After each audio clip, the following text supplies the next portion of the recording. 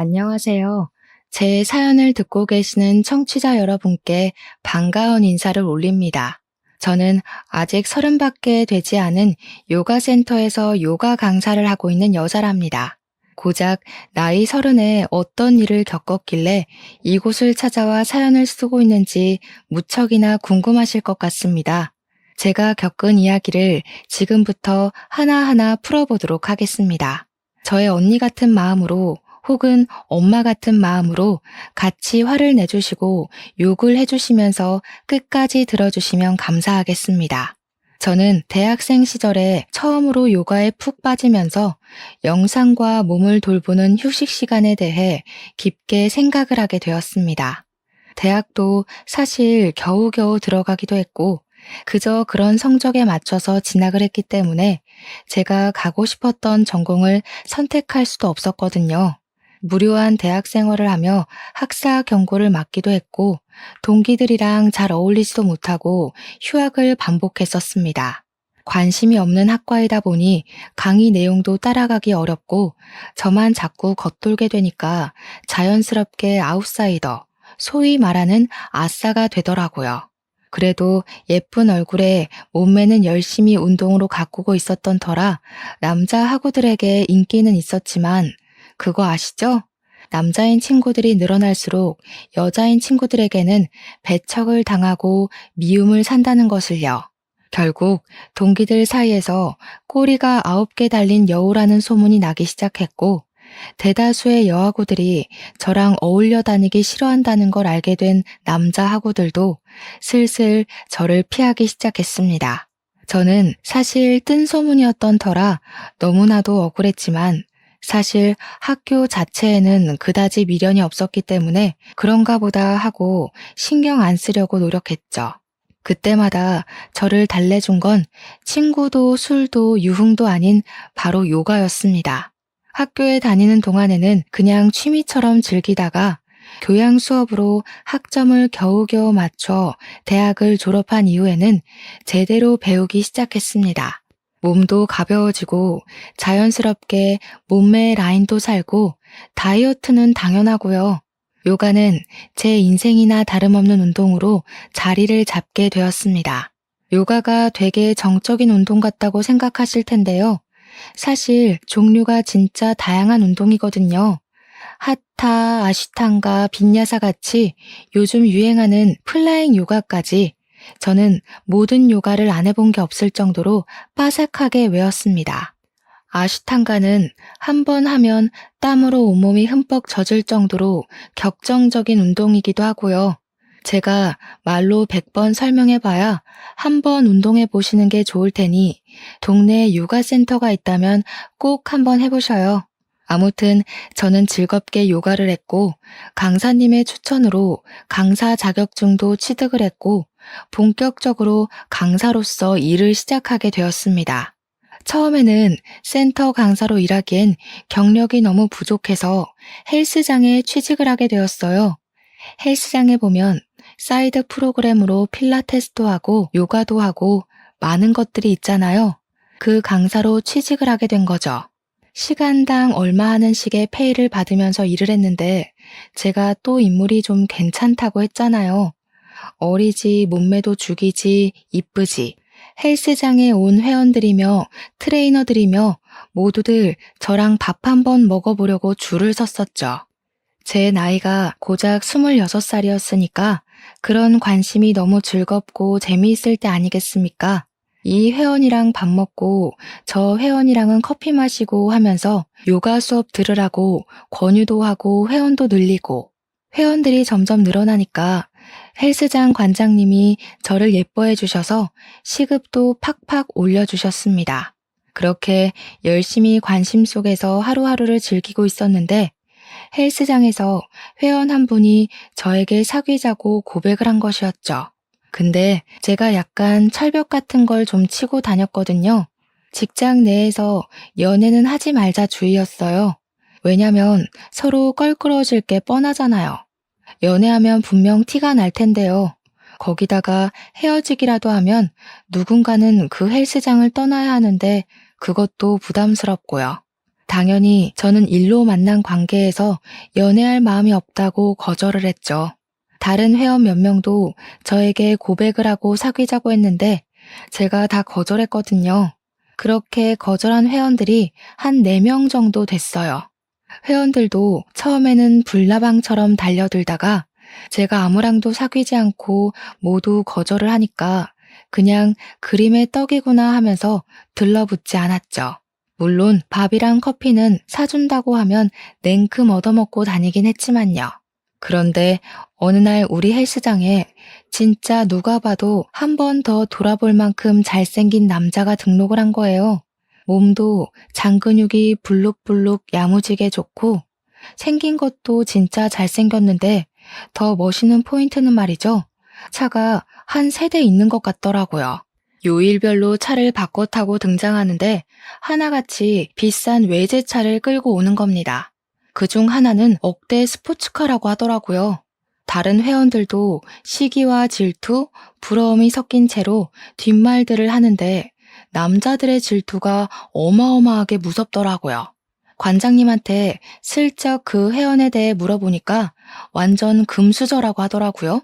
차고 다니는 시계가 몇 천만 원 하는 브랜드더라. 집이 원래 부자인 것 같더라. 나이도 많지 않더라 하면서 신나게 이야기를 하더라고요. 저도 모르게 홀린 사람처럼 관장님한테 저런 남자랑 한번 진하게 사귀어보고 싶다고 했더니 관장님이 저를 말리셨어요. 아서라, 우리 헬스장 남자 회원들 다 그만둔다 하시는 겁니다. 뭐 관장님 입장에서는 저 때문에 재등록하는 회원들이 있으니 제가 회원이랑 연애하는 게 별로 마음에 들지 않으시겠죠. 어쩔 수 없이 혼자 멀리서 그 회원님이 운동하는 것만 힐끔힐끔 훔쳐봤거든요. 근데 그 이후에 회원들이 저보고 밥 먹자, 커피 먹자 하면서 추파를 던져도 마음이 영 가지 않더라고요. 평소 같으면 냉큼 따라 나가서 공짜 밥 먹고 공짜 커피 마시고 은근히 오빠 너무 고마워요 했을 텐데요. 저한테는 시선도 주지 않고 묵묵히 운동만 하는 잘생긴 회원한테 은근히 서운할 지경이었죠. 저렇게 잘생긴 남자는 나한테 관심도 없구나 하면서요. 근데 아시다시피 요가라는 운동이 보통 여자들을 위한 운동이라는 인식이 있어서 남자들은 거의 안 하는 운동이거든요.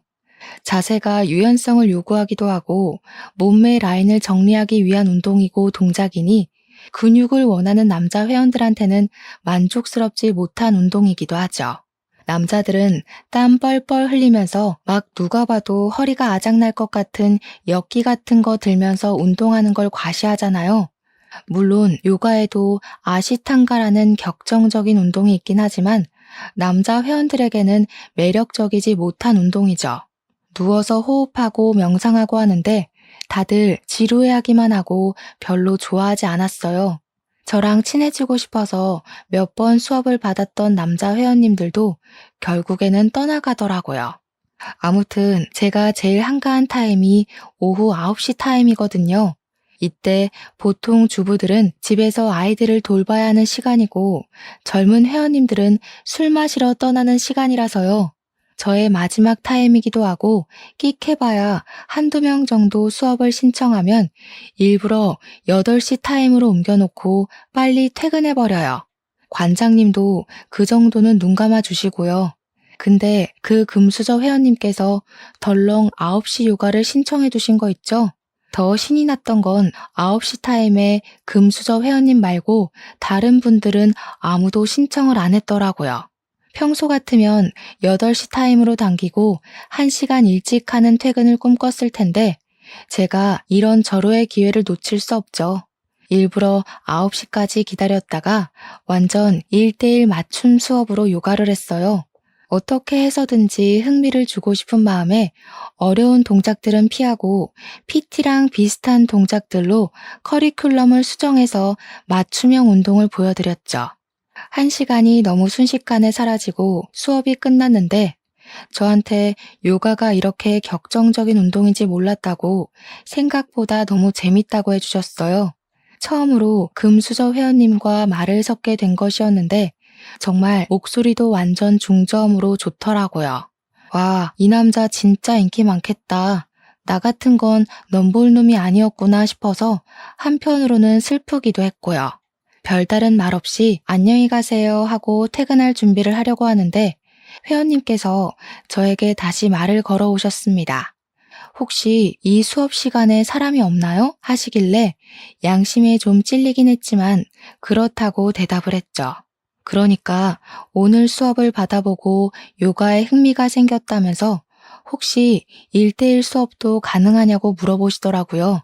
제가 1대1 개인 레슨을 하긴 하는데 아무래도 단체 수업은 헬스장 프로그램에 포함된 가격이라 좀 저렴하고 1대1은 비싸거든요. 거기다가 시간도 오전 타임에 1대1 수업을 진행하고 저녁 타임은 단체 수업으로 진행한단 말이죠. 저녁 타임에 해야 오는 회원님들도 많아서 수업 분위기도 훨씬 흥분되거든요. 1대1 수업을 원하시면 시간대는 언제가 좋으시냐고 물어보니까 저녁 9시 타임이 딱인 것 같다고 하시더라고요. 아무래도 단체 수업이 있는 시간대라 관장님이랑 상의하고 수업 조정을 해야 한다고 말씀을 드렸더니 자기가 직접 관장님께 말씀을 드리겠대요. 그래서 알겠다고 조심히 가시라고 하고는 콩닥콩닥거리는 가슴을 진정시키고 저도 집으로 돌아갔습니다. 다음 날 관장님이 저한테 슬그머니 오시더니 그 회원 어떻게 꼬셨냐고 물어보시더라고요. 그래서 제가 새침하게 꼬시긴 뭘 꼬시냐고 아무 짓도 안 했다고 하니까 막 호탕하게 웃으시더라고요. 알고 보니 개인 레슨비를 웃돈으로 주고서라도 하고 싶으니까 9시 단체 수업을 없애고 자기 1대1 하게 해달라고 했다는 겁니다. 그러면서 레슨비 엄청 높게 맞췄다고 저한테 보너스를 주시겠다고 하는데 그런 건 귀에 들리지도 않더라고요. 돈으로 시간을 사겠다는 그 재력이 뿅 가게 멋있는 거예요, 진짜. 관장님이 제가 멍한 표정으로 이야기를 듣고 있으니까 넌지시 연애를 하고 싶으면 다른 회원들 모르게 하라고 하시더라고요. 아무래도 회원들 재등록에 영향을 끼치긴 하니까 알겠다고, 근데 그럴 기미는 사실 안 보인다고 대답했죠. 그 다음 날부터 진짜로 밤 9시에 금수저 회원님과 1대1 수업을 시작하게 되었습니다. 보통의 개인 레슨은 일주일에 2번 혹은 3번 정도 하는데 주 5일 내내 하고 싶다고 말씀을 하시더라고요. 처음 그 이야기를 했을 때 나한테 관심이 있나 했는데 저를 그렇게 붙잡아 둔 것 치고는 정말 수업 내내 잡소리 하나 없이 요가만 했다는 게 함정이었습니다. 아시탄가 하다가 지루할 것 같아서 하타도 하고 빈야사도 하고 했더니 이렇게 다양한 요가가 있는지 몰랐다며 즐거워하시더라고요. 요가를 하면서 은근히 터치도 이루어지고 요가복이라는 게 솔직히 몸매가 확실히 드러나는 옷이잖아요. 근데 꿈쩍을 안 하더라고요. 약간 못 꼬신 남자가 없었던 인생에 처음으로 벽이 느껴져서 자존심이 상하기도 했습니다. 그렇게 한 3주일쯤 지났나? 제가 회원님에게 질문을 하게 되었죠. 회원님, 이번 달 수업은 일주일 남았는데 다음 달에도 재등록하실 건가요? 하니까 네 하시더라고요. 그래서 제가 농담이랍시고 혹시 요가 강사 하려고 하시는 거냐고 매일같이 이렇게 열심히 하시는 분은 이 헬스장 다니면서 처음 본다고 했죠. 그러니까 저한테 요가 강사가 꿈은 아닌데 재미가 있어서 하는 거라고 하시더라고요. 그래서 네, 알겠습니다. 다음 달에도 연장하시는 걸로 알게요. 하고 1대1 요가를 쭉 이어나갔죠. 그렇게 강습한 지 3개월이 꽉 찼어요. 그동안 관장님은 덕분에 레슨비로 돈 많이 벌게 되었다고 인센티브까지 팍팍 주셨습니다. 3개월을 내리 매일매일 요가 수업을 하다 보니까 이제 동작도 뭐 더 나아갈 게 없더라고요. 곧잘 따라 하시기도 하고 수업이라는 게 좀 돌려막기식으로 진행되다 보니까 제가 양심에 찔리는 수준까지 갔어요. 저야 돈 벌면 좋긴 한데 저한테 관심이 하나도 없고 수업만 열심히 듣는 열성 회원을 등쳐먹는 듯한 기분이 들어서요. 3개월 수업이 종료되는 날 말을 했죠. 이제 동작 다 알고 계시니까 혼자 하셔도 충분하실 것 같다고요. 제가 뭐 더 교정해 드릴 부분도 없는 것 같고 동작 맞춤 요가 음악이 필요하시면 따로 보내드리겠다고 나름 친절을 베풀었습니다. 그러니 금수저 회원님께서 저를 빤히 보시면서 그러더라고요. 저 동작 한 달 만에 다 외웠는데요. 라고요. 순간 무슨 의미인가 이해가 안 돼서 속으로 그래서 어쩌라고가 튀어나왔지만 그냥 웃고 말았죠. 칭찬은 고래도 춤추게 한다니까 그런 것 같다고 너무너무 잘하시더라. 앞으로 혼자 하셔도 될 것 같다. 꾸준하게 하시면 라인이 더 살아날 거다 했죠. 그러니까 그분이 저한테 제가 불편하세요? 하고 물어보시는 겁니다. 불편할 리가 있나요? 이 잘생긴 얼굴을 오래오래 보고 싶은 마음이라고 말하고 싶었지만 꾹 참았죠. 솔직하게 이야기하는 게 좋겠다 싶어서 불편한 건 아니지만 제가 양심에 좀 찔린다고 이야기를 했어요. 다 아시는 동작들이고 저 없어도 충분히 가능하실 텐데 그 비싼 돈 주고 저는 고작 옆에서 같이 운동해 드리는 거밖에 못하지 않냐고요. 그러니까 회원님이 피식 웃으면서 자기는 저랑 같이 운동을 하고 싶어서 강사님의 시간을 돈 주고 산 거라고 하더라고요. 헐, 순간 이게 뭐야? 그린라이트인가? 싶어서 눈만 껌뻑껌뻑 하고 있으니까 가지런한 치아를 보이면서 싹 웃는데 진짜 어른들이 왜 남자 얼굴 뜯어먹고 사는 거라고 잘생긴 남자를 만나라고 침 튀기면서 이야기를 하는지 알겠더라고요. 세상에 잘생긴 남자를 보면 머리 끝까지 차오른 화도 쑥 가라앉는다는 말이 실감이 났어요. 그러더니 멍하니 있는 저한테 다음 달부터는 같이 운동 못하는 걸로 알겠다고 하더라고요. 순간 내 입이 방정이었구나 아쉽다 하고 있었죠. 괜히 혼자 하라는 소리를 해가지고 이 사달을 만드는구나 하면서 우물쭈물하는데 갑자기 제 손을 딱 잡더라고요. 이제는 일로 만나는 사이 말고 사적으로 보는 사이 하자고요. 순간 제 심장이 저 지하 주차장까지 내려갔다가 다시 올라온 듯한 기분을 느꼈습니다. 저도 모르게 너무 좋아서 푼수처럼 고개를 막 끄덕였어요. 아, 그때 좀 새침하게 굴었어야 했는데 말이죠. 아무튼 그날 뒷정리를 하고 씻고 나왔는데 저를 기다리고 있더라고요. 같이 나가자고요. 어차피 금수저 회원님이 마지막 회원이었고 헬스장에도 사람이 드문드문 있어서 같이 나왔습니다. 집까지 데려다 주겠다고 하길래 이대로 헤어지기는 아쉬워서 혹시 배는 안 고프냐고 물어보니까 자기는 몸을 만드는 중이라 저녁 6시 이후에는 금식하는 중이라고 하더라고요. 아쉬워서 아, 네 하고 대답을 하고 집 주소를 불렀더니 저한테 밥은 안 먹어도 커피는 마신다면서 커피를 마시러 가자고 하더라고요. 완전 밀당의 고수가 아니겠습니까? 냉큼 좋다고 고개를 끄덕였죠. 카페에 도착해서 저는 달달한 케이크를 먹고 회원님은 커피를 마시는데 저한테 그런 단 거 먹고도 살이 안 찌는 거냐고 물어보시더라고요. 운동을 오래 해서 그런지 기초 대사량이 높아서 괜찮은 것 같다고 그리고 여자는 적당히 볼륨감도 있어야 하지 않겠냐고 너스레를 떨었습니다. 그날 카페에 앉아서 2시간 넘게 대화를 나눴어요.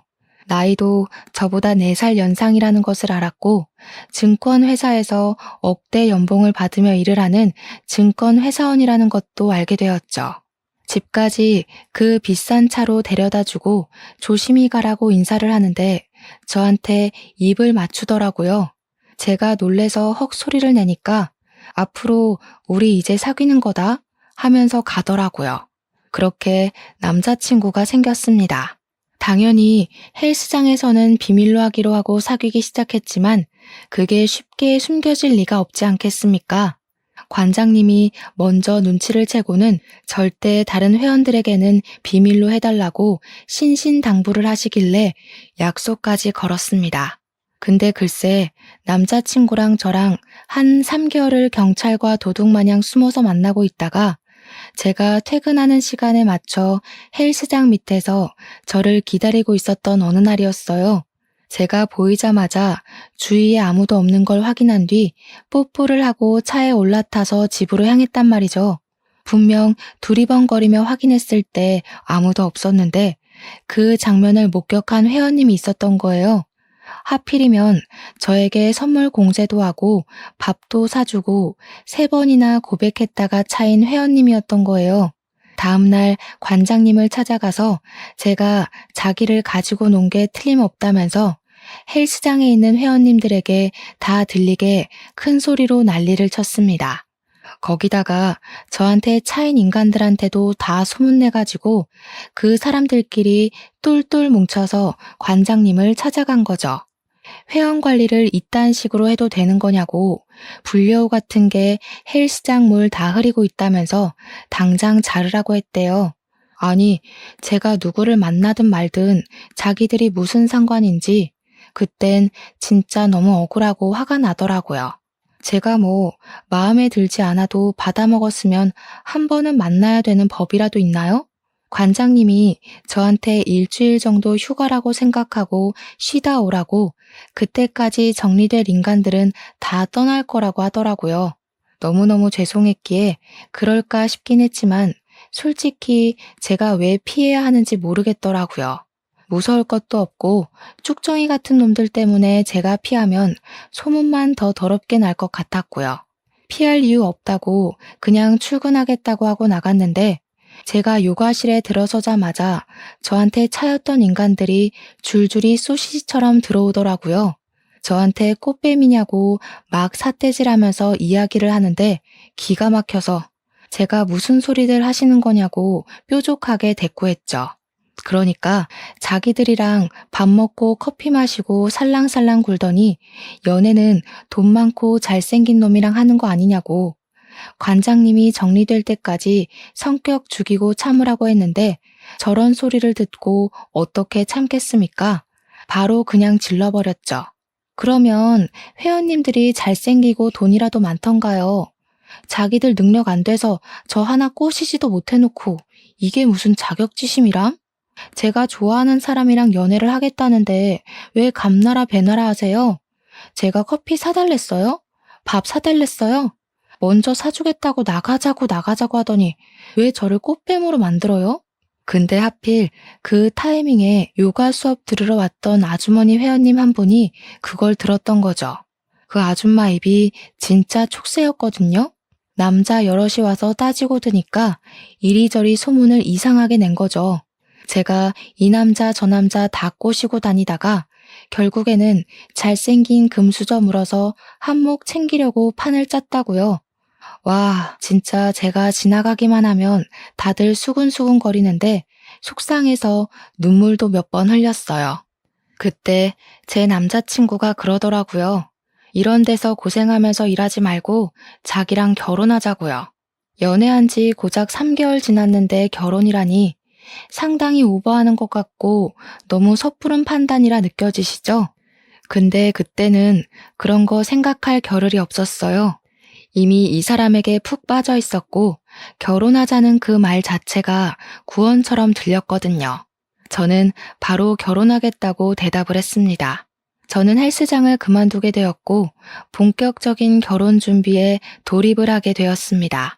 우리 집에서는 금융권에서 일하는 억대 연봉을 받는 사위가 싫을 리가 없죠.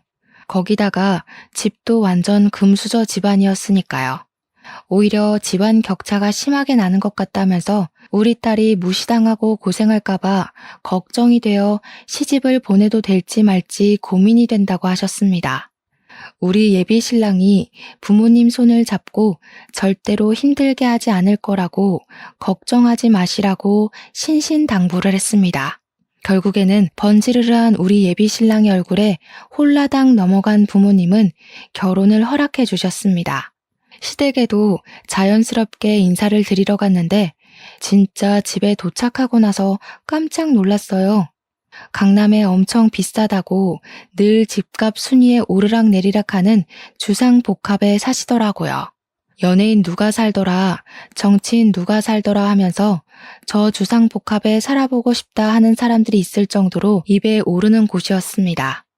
엘리베이터에서 느껴지는 고급스러움에 완전히 주눅이 들었죠. 아무튼 시댁에 갔는데 시부모님이 저를 반갑게 맞아주셨어요.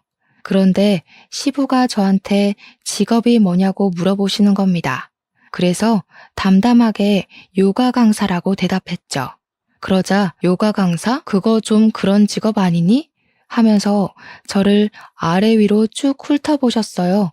제가 빈정이 상해서 그런 직업이 뭔데요? 하고 다시 물었더니 시모가 나서서 말려주셨어요. 기분 나빴으면 미안하다. 너네 시아버지 될 사람이 고지식한 사람이라서 그래.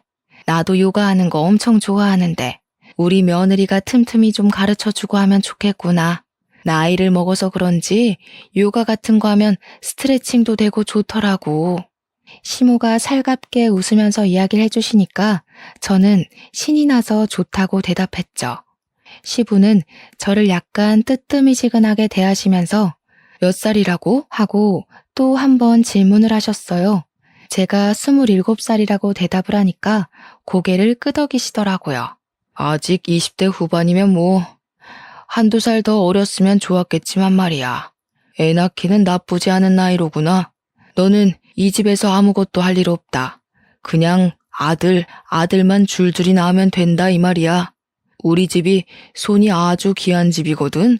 내가 3대 독자고 우리 아들이 4대 독자다 이 말이야.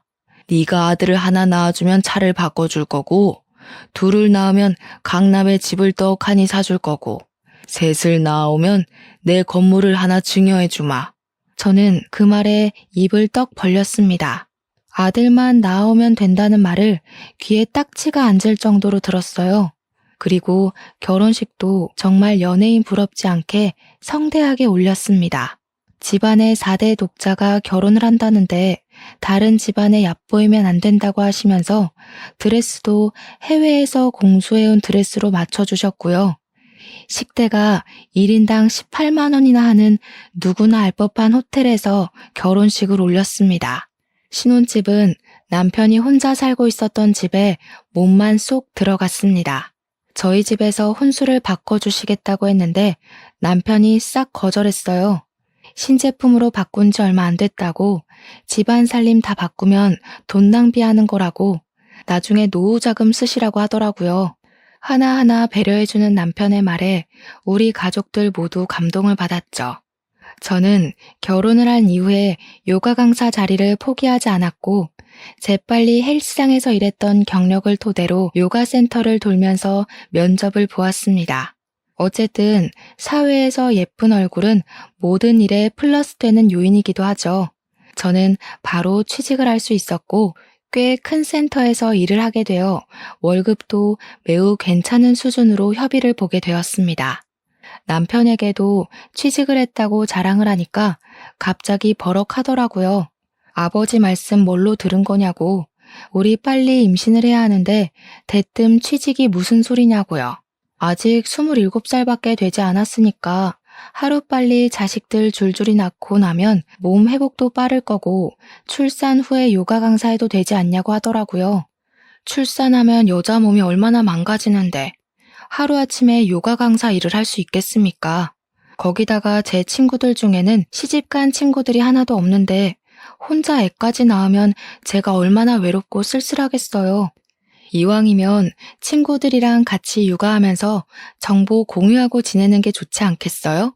당장 아이를 낳을 마음이 없었던 저는 필사에 변명을 했고 남편은 들어주지 않았습니다. 어차피 다 도움이 있어서 키울 거고 아들만 낳으면 전적으로 시부모님께서 다 케어를 해주실 테니까 아무 걱정하지 말고 임신만 하면 된다고요. 남편은 그렇게 통보를 한 이후에 신혼생활을 즐길 마음이 정말 없는 건지 피임을 하지 않았습니다. 자녀 계획은 부부가 같이 세워야 한다고 생각했지만 제가 남편을 너무나도 사랑했던 터라 그냥 남편 말대로 하자고 생각하고 말았죠. 그렇게 결혼 한 달 만에 몸이 약간 피곤하다는 것을 느꼈고 미열도 느껴지고 어질어질한 기분이 들어서 이상하다 생각했죠. 피임을 하고 있지 않았으니까 혹시 임신일까 싶어서 테스트기를 했는데 정말 두 줄이 떡하니 뜨는 게 아니겠습니까? 저는 너무 놀라서 산부인과에 당장 달려갔고 아기 집이 보인다고 임신이라는 이야기를 들었습니다. 하지만 너무 초기라서 제대로 보이는 것이 없으니 1, 2주 뒤에 다시 와서 보는 게 좋겠다는 이야기를 들었죠. 제가 그때는 요가 센터에서 일을 하고 있었기에 당장 수업이 너무나도 걱정되더라고요. 인계를 받을 수 있는 강사가 없어서 센터에는 임신 소식을 알리긴 했으나 한 달 동안 사람을 구하는 기간을 드리고 일을 해주겠다고 약속했습니다. 그런데 그게 문제였을까요? 임신 7주 차에 그만 계류 유산이 되고 말았던 것이죠. 저는 고 싶지 않았습니다. 의사 선생님은 친절하게 설명을 해주셨어요. 계류 유산이 된 건 산모의 탓이 아니라고도 하셨죠. 아기 집이 보이긴 하지만 태아가 보이지 않는다고 하시며 놀란 저를 토닥여 주셨습니다.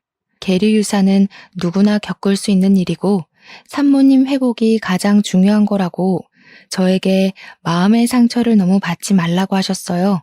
임신했다는 소식을 설레발치며 양가에 다 말을 해뒀었는데 시부모님은 바로 실망을 하셨고 남편은 저에게 일을 빨리 그만두라고 했습니다. 몸을 회복해야 했기에 한 달을 다 채우지 못하고 유산 소식을 전하며 퇴직을 할 수밖에 없었죠. 시부는 저에게 요가를 했다고 해서 자궁이 튼튼한 줄 알았는데 요가한답시고 나가서 딴짓을 하고 온 건 아니냐고 비수를 꽂으셨어요. 시모는 그런 시부를 나무라며 초기엔 그런 일이 많으니까 앞으로는 조심하면 되는 거라고 그런 소리 하지도 말라고 제 편을 들어주셨습니다. 저는 소파 치료술을 했고 다행히 나이가 어려서 그런지 몸은 빠르게 회복이 되었습니다. 남편은 산부인과에 쫓아와서 임신 준비를 언제부터 다시 시작하는 게 좋겠냐고 의사 선생님께 묻더라고요. 의사 선생님은 남편을 쓱 쳐다보더니 산모 몸이 안정되었다 느껴지면 준비를 하시라고 하며 저에게 영양제를 이것저것 권하셨습니다. 남편은 모조리 다 달라고 했고 엽산과 철분제 비타민 같은 것들을 먹으면서 다시 새롭게 임신 준비를 하자고 했죠. 저는 남편의 집착과 같은 감시 아래에서 매일같이 영양제를 하루에 3번씩 먹어야 했습니다. 하루는 제가 너무 지쳐서 이렇게까지 해야 되는 거냐고 물었더니 다 우리 부부 좋자고 하는 일이라고 하더군요. 어릴 때부터 아들 노래를 불렀던 집안에 아들을 안겨드리는 것만큼 효도가 어디 있겠냐고요. 그러면서 너도 하나만 낳으면 차 사준다고 하지 않았냐고 외제차 끄는 사모님 하고 싶지 않냐고 빨리 임신하자고 하더군요. 저는 울며 겨자 먹기로 매일같이 영양제를 먹어야 했고 정확히 유산한 지 6개월 만에 2번째 임신을 하게 되었습니다. 근데 제 나이가 1살 더 먹어서 28살이 되었잖아요. 1살 더 먹었다고 시댁에서 난리가 난 거죠. 하루라도 빨리 애를 낳아야 1명이라도 더 낳을 수 있는 거 아니냐고 하면서 저를 엄청 쪼아댔습니다. 그때 마침 임신을 한 사실을 알게 되었고 이번에는 아기 심장 소리까지 확인을 할 수 있었습니다. 하지만 한번 유산을 겪었던 터라 마음의 불안은 가시지 않았고 남편에게 우리 임신 3, 4개월이 될 때까지 비밀로 하자고 했죠. 그리고 제가 임신 16주를 맞이했을 때 배가 볼록 나오기 시작했고 아이의 성별이 아들이라는 것까지 확인하게 되었습니다. 남편과 저는 병원에서 주책맞게 눈물을 흘렸고 바로 시댁으로 찾아가 임신 16주고 아들이라는 것을 말했습니다. 그러자 시부가 저한테 역시 우리 며느리라면서 인정이라고 저한테 차를 사주시겠다고 하시는 겁니다. 떨리는 마음에 비싼 외제차 계약까지 딱 하고 집으로 돌아왔죠. 그렇게 태교에만 집중을 하며 지냈는데 임신 20주에 아이가 또 유산이 되고 말았습니다. 원인을 정확하게 알 수 없다고 하더라고요. 단지 제 자궁이 약하고 갑상선 기능에 문제가 있어서 그런 것 같다고 했어요. 당연히 시부는 목덜미 잡고 쓰러지고 우리 남편 또한 망연자실하더라고요. 무엇보다 가장 슬픈 건 저였습니다. 우리 아이 태명도 붕붕이로 지었는데 시부가 붕붕이가 태명이니 붕붕 떠난 것 아니냐고 차 계약도 바로 취소해버리셨어요. 그러더니 제가 처치를 다 받고 태어나는데 그러시더라고요. 너 혹시 담배 피우냐? 아기 가지고 술 먹고 춤추고 논 거 아니지? 아니면 자궁에 문제가 있어? 왜 애가 2번이나 유산이 되냐고. 갑상선 기능에 문제가 좀 있다고 하더라고요. 자궁도 2번의 유산을 겪으면서 많이 약해졌다고 하더라고요. 이런 쓸모없는 계집애 같으니라고. 나이가 어려서 애는 많이 낳겠거니 싶어서 부족한 년 받아줬더니. 그래서 너 임신을 할 수 있다는 거야, 없다는 거야? 남편이 한숨을 푹푹 쉬면서 병원에서 하는 말이 제 갑상선 기능이 많이 저하되어서 약물 치료를 해야 한다고 했다 말했어요. 이게 호르몬제가 투여되는 거라 치료가 끝날 때까지는 임신을 하면 안 된다고 했다고 말을 전하니까 시부 얼굴이 빨개지더라고요. 사람이 열이 받아서 혈압이 오르면 얼굴이 그렇게까지 빨개질 수 있구나 하는 걸 알았죠. 저한테 어쩔 거냐며 소리치시는데 제가 죄인이 된 기분이더라고요. 그러더니 시모가 저를 달래주면서 집에 가서 이야기를 하자고 온 가족을 끌고 시댁으로 향했습니다. 차 안에서도 고개를 들지 못하고 가만히 있었죠. 정말 제가 무슨 줄에 묶여서 끌려가는 기분이었어요. 한참을 다들 말없이 그러고 앉아서 시부의 한숨 소리만 듣고 있었습니다. 저는 그 공기가 너무나 답답해서 딱 미치기 일보 직전이었습니다. 그런데 믿었던 시모의 입에서 상상을 초월하는 말이 터져나왔습니다. 속은 좀 상하겠지만 너네 이혼시킬 마음은 없고 우리 집이 손이 귀한 집이라 아이는 꼭 낳아야 한단다. 네 치료가 얼마나 길게 이어질지도 모르는 거고 약물 치료하다가 애가 들어서면 애가 안녕 못할지도 모르고 그래서 말인데 요즘도 대리모라는 게 있더라. 그게 무슨 말씀이세요? 대리모라뇨? 지금 바깥에서 사생아를 낳아오라는 그런 말씀이신 거예요? 그러니까 시부가 대뜸 시모한테 말 잘했다 하면서 그러더라고요. 바깥에서 나오는 게 어디가 어때서? 우리 때는 다 그랬다. 네 몸이 멀쩡했으면 이럴 일도 없잖아. 다 네 잘못이니까 수긍하고 우리 아들이 낳아오는 핏줄 받아다가 네 자식처럼 잘 키워. 순간 머리가 멍해지는데 남편이 제 손을 꼭 잡으면서 말을 하더라고요. 부모님의 뜻이 그렇다는데 자식으로서 당연한 도리는 하고 살아야 하지 않겠냐고요.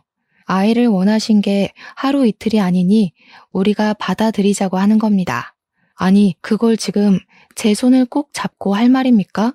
이게 말이나 되는 소리인지 저는 남편의 손을 확 뿌리치고 남편에게 결혼할 때 받았던 1캐럿짜리 다이아 반지를 거실에 탁 내려놨습니다. 이혼하겠습니다. 대리모라뇨? 차라리 재혼을 하라고 하세요. 그러니 시부가 활짝 웃는 게 아니겠습니까? 잘 생각했다. 네가 아주 대찬 성격이구나. 구질구질하게 굴 것 같아서 대리모 이야기를 꺼낸 건데 이혼을 하겠다고 하니까 오히려 잘 됐어. 내가 위자료는 섭섭지 않게 주마. 그러더니 미리 준비라도 하고 있었던 건지 서랍에서 이혼 서류를 꺼내더니 도장 찍으라고 하더라고요. 통장으로 위자료인 셈 치고 5천만 원 보내줄 테니까 걱정하지 말라고 그 정도면 섭섭지 않지 않냐고.